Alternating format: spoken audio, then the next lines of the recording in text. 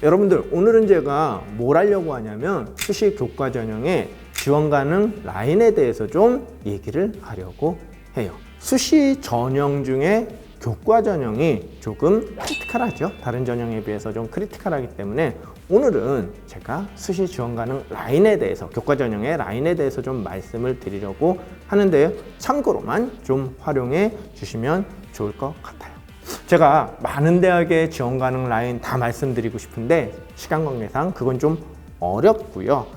대략적으로 여러분들이 궁금해하는 그 대학들의 지원 가능 라인을 한번 잡아보자고요. 첫 번째, 교과 전형 올해 상위권 대학부터 추천 전형들이 상당히 많이 증가했다라는 점 여러분들 잘 알고 계실 거예요. 그리고 자연계열 같은 경우에서 낙학과 선발한다라는 거, 그 점도 좀 알고 계셔야 될 거고요. 지원 가능 라인 잡을 때도 마찬가지죠. 그리고 세 번째로는요, 수능, 선택형 수능이 도입됨에 따라서 교과 전형의 수능 최저 학력 기준이 변경이 되었다라는 거, 약간 좀 변경이 되었다라는 점, 그 점도 알고 계실 거고, 마지막으로는 교과를 반영할 때 진로 선택 과목이 들어간다라는 거, 그런 네 가지 정도의 큰 변화점은 좀 알고 계시면 좋을 것 같고요. 제가 차근차근 대학 라인 얘기하면서 그런 점은 좀 간단하게 설명을 드릴게요. 1등급부터 3등급 정도까지 구간을 좀 나눠서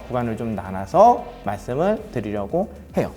1등급부터 대략적으로 1.5등급 사이에는 고려대라든가 연세대, 서강대, 성균관대, 한양대, 그 대학들이 좀 있네요. 그리고 1.5등급에서 2등급 사이에는 중앙대, 경희대, 요 대학들하고, 그다음에 건국대, 동국대, 숙명여대, 요 대학들이 좀 위치해 있고요. 2등급부터 2.5등급 사이에는 국숭세단 라인이라고 얘기하고 있는 국민대, 숭실대, 세종대, 단국대, 이 라인들, 인하대하지대, 이런 대학들이 좀 있어요. 2.5에서 3등급은 소위 얘기해서 가천대, 그 다음에 어디요? 그죠? 광명상가 라인이라고 얘기하는 고 대학들하고 여대대, 덕성여대, 동덕여대, 이런 대학들이 위치해 있네요. 그럼 여러분들 이렇게 얘기하실 거예요. 보니까요, 추천 전형이 많이 증가했다고 얘기를 했는데요. 전년도 교과 전형의 입시 결과랑 큰 차이가 나지는 않네요 라고 말씀을 하실 거예요. 네, 전년도 입시 결과, 교과 전형의 입시 결과와 아주 크게 차이가 나지는 않아요. 일부 교과 전형으로 선발을 사지 않았던 대학들이 올해는 추천 전형으로, 지역인재 전형 이런 추천 전형으로 선발을 한다라는 점 한 가지와, 그리고요, 몇몇 대학들이 교과 전형에서 추천 전형으로 변경을 하면서 전형 방법을 좀 변경한 대학들이나 이런 대학들이 있어요. 그 대학들의 입시 결과가 약간 차이가 난다라는 점, 아마 그런 점이 여러분들이 좀 보시면 될 거라고요. 대략적인 지원 가능 라인 제가 보여드리고 있는 건데, 중요한 건 이 지원 가능 안에서도 예를 들어 2등급에서 2.5등급이다 라고 한다면 이게 2등급 쪽에 가깝냐 또는 2.5등급 쪽에 좀 가깝냐, 이 차이는 좀 있을 거예요. 그건 여러분들이 학과에 따라서도 좀 다르기 때문에 이건 러프하게 제가 지원 가능 라인이라는 거, 그 점만 좀 알아주시면 좋을 것 같고요. 몇 개 대학 한번 살펴보자고요.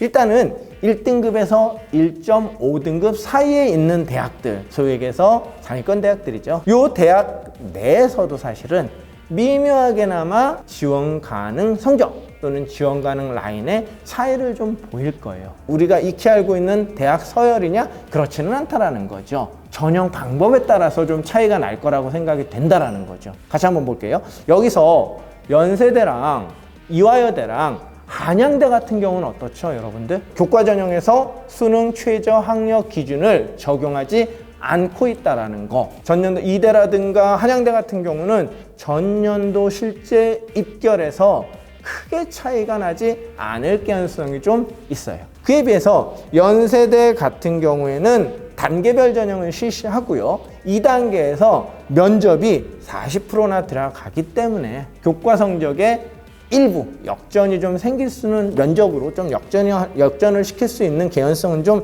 있다라는 거고요. 그 대학 외에는요, 서강대와 성대 같은 경우는 전년까지 교과 전형으로 선발을 하지 않았는데 올해 신설된 거죠. 특히나 서강대 같은 경우는 여러분들 잘 알고 계실 거예요.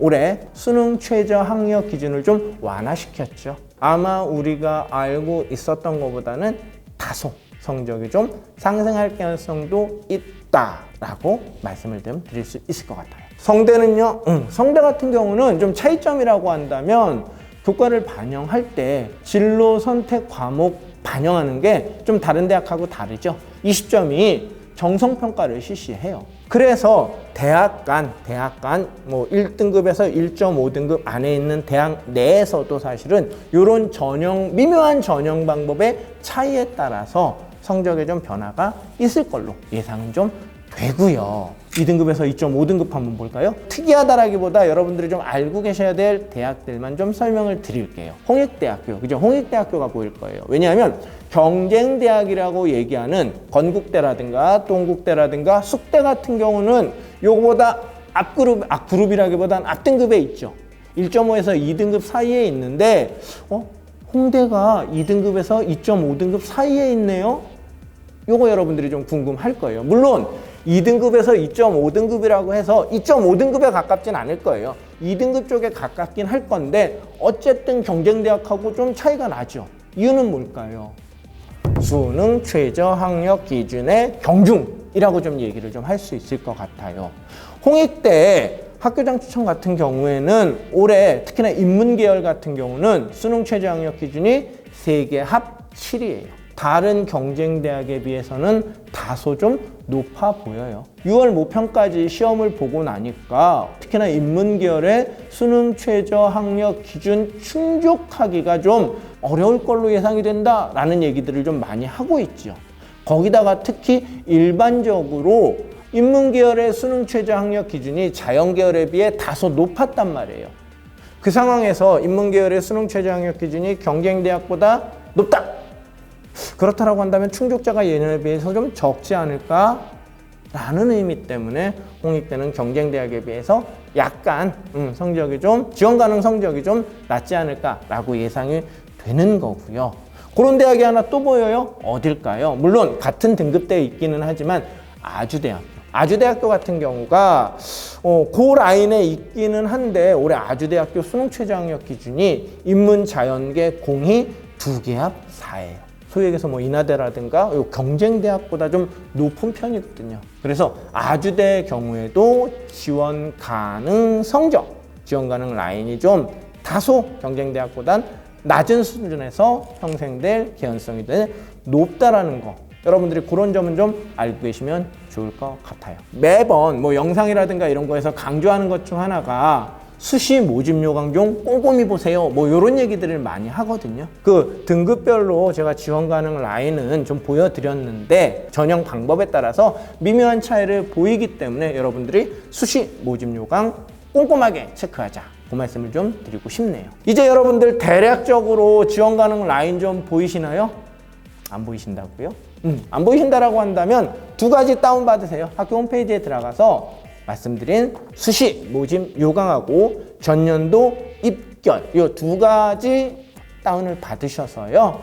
전형 방법이 전년하고 변경이 있는지 뭐 이런 것들 좀 살펴보시면서 전년도 입결을 좀 가감하시고 지원 가능 라인을 잡아보시면 좋을 것 같습니다. 그럼 신설된 대학은 어떻게 해요? 신설된 대학들 같은 경우는 일반적으로 경쟁대학하고 되게 유사하게 성적대가 나올 개연성이 높아요. 그럼 신설된 대학들 같은 경우는 경쟁대학들을 좀 찾고 그 경쟁대학들의 지원 가능 성적이 어느 정도인지 파악하고 그거랑 대략적으로 유사하게 아마 형성이 될 거야 라고 여러분들이 짐작하시면 될 것 같습니다. 오늘 준비한 내용은 여기까지고요. 영상이 도움이 되셨으면 구독과 좋아요 부탁드립니다.